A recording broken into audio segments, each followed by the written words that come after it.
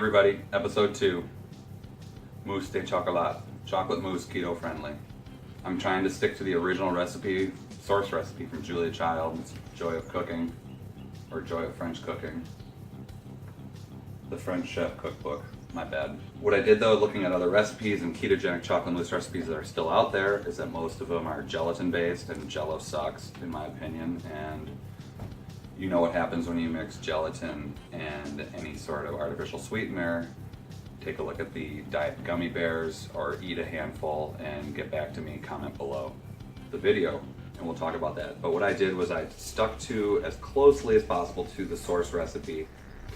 I did change a few things and we'll talk about those ingredients in a second, but in the end, we're going to have a dish per serving, and this isn't something a keto dieter would eat every day. It's a dessert. It's a special thing, but it's just not going to kill you or throw you out of ketosis.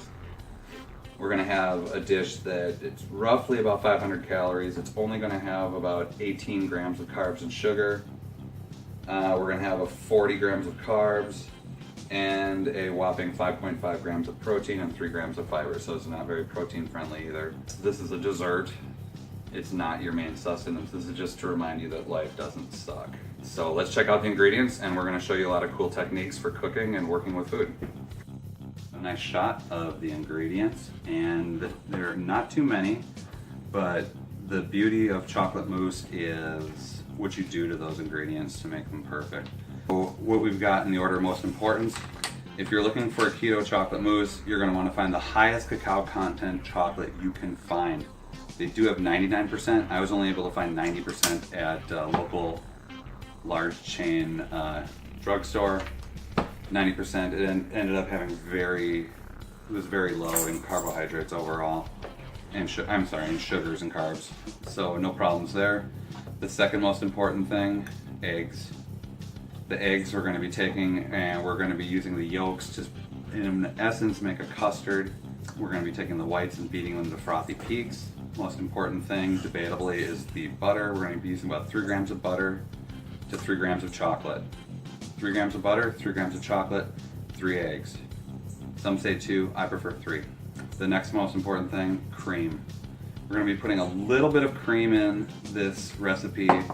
The original recipe calls for coffee. I'm not a fan of coffee. If you really want to have that dark flavor in there, that's up to you. In this instance, you'd be subbing out a little more than 1/8 of a cup of cream for coffee or espresso. Let's go from there. I subbed in a lemon for rum. That's a common substitution I prefer. I don't think rum's going to add much to this. Also have a little bit of vanilla extract, pure vanilla extract. And then, not necessarily called for in the source recipe, but I personally feel that cinnamon is necessary in this recipe to some extent. The sweetener for this whole thing that we're going to be using is, a big Evil Corp Splenda sugar blend. It's actually a blend of Splenda with sugar. And when I did this recipe yesterday, based on their calculations, I felt like there's actually too much sugar in it. So I originally wrote the recipe for 1/4 cup of the Splenda sugar blend. And personally, I'd scale back about 1/3 of that if you want a more authentic chocolate mousse taste. However, the chocolate mousse I made was absolutely delicious. Alright, step 1 to making chocolate mousse. Melt your chocolate. To do that, you need to do what's called a bain-marie, I believe, or just a double boiler water bath. Get yourself a standard saucepan, and then get yourself a bowl that's even slightly bigger than the pan brim, and that's a double boiler. So what we do first, we get the heat up, and it's almost impossible to burn chocolate in this method. A lot of people would put the butter in first and melt it. However, I've had plenty of pleasant success with this. This is also the stage that I mix in the sweetener with the cream. This is the sugar blend sweetener that I'm using. I cut back about 1/3 of it. I think it's only going to make it better, to tell you the truth, because there's so many great ingredients. So mix it in with the cream, make it soluble, and try to work out as much of the grit in here instead of doing it in the pan. It did seem to break down nicely in the cream when I did this test recipe. Pour it in. spatula is very important.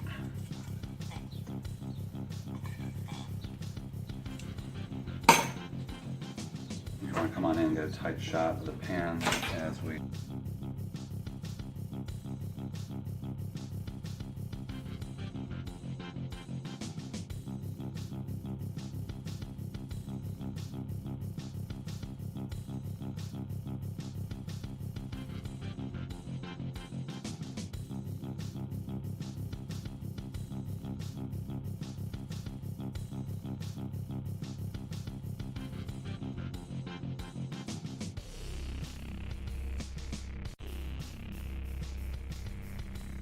Okay, chocolate's on hold, melted, looking good, tastes delicious. We're gonna now separate out some eggs. Things you're gonna wanna have ready are a bowl at room temperature, a tray of ice ready to go. You're gonna want your bain-marie or your water just slowly tepid, and you're gonna want a bowl for your egg whites. The bowl should be completely clean. Oil will not, will break down egg whites.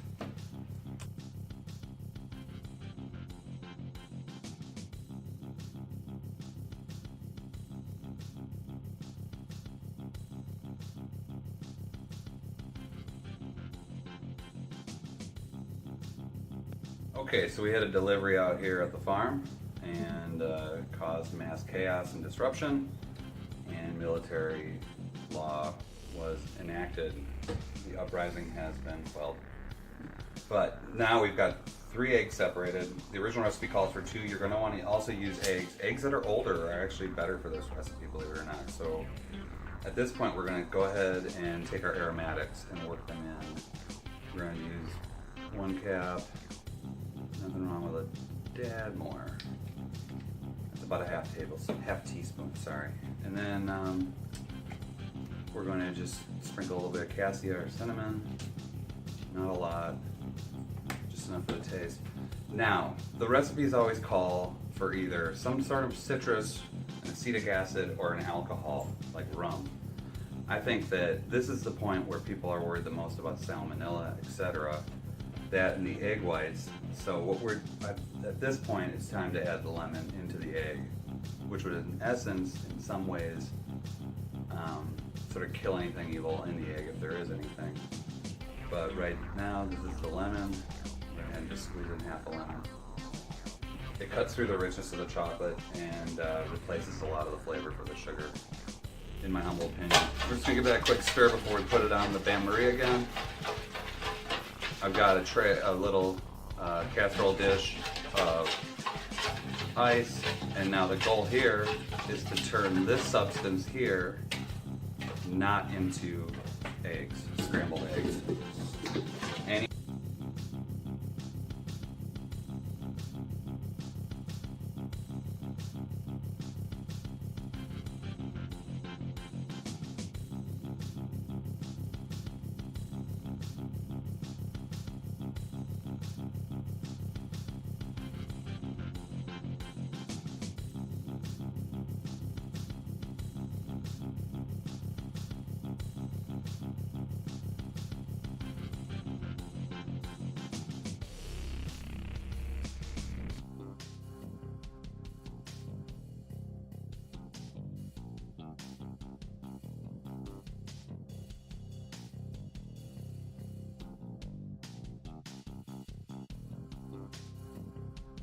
All right, gonna be whipping up some egg whites. One of the reasons I called for 3 egg whites in this recipe instead of 2 is for the pure fact that it is a lot easier to whip 3 egg whites instead of just 2 egg whites. It's a basic technique, but there is a technique to it. You start up, it goes through stages. What we're looking for is a firm, stiff peak. The first stage starts to develop a translucence, and what I'm trying to do is just bring the egg up into the air. I'm not even really touching the bowl. I'm just bringing egg up, folding it a billion times basically until it has no choice but to just start forming peaks.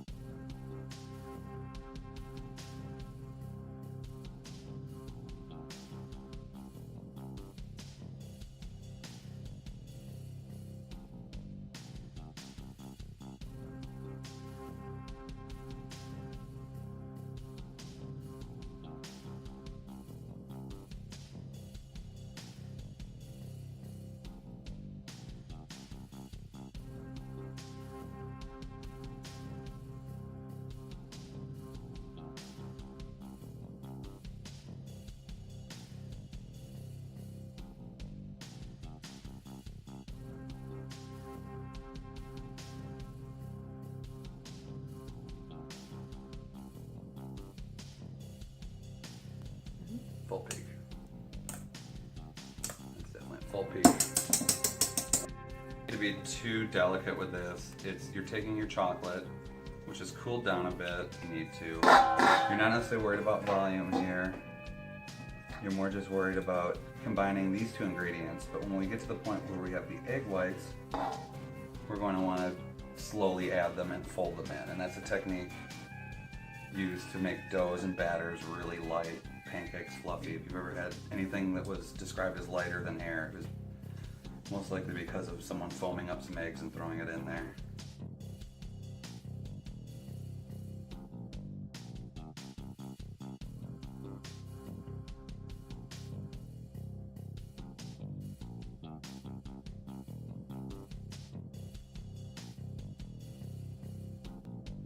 Okay, now we're ready for the final third.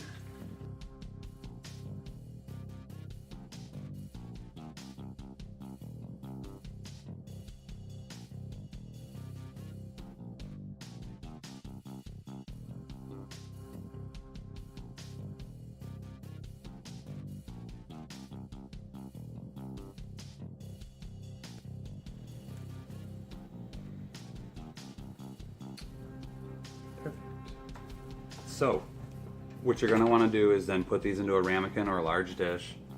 Put your mousse on bottom, put your whipped cream on top. I put a little rosemary there and some fresh almonds for a palate cleanser, and little basil tops for color. And you're going to want to let your mousse set for at least 4 hours in the fridge before you do any of these other accompanying processes.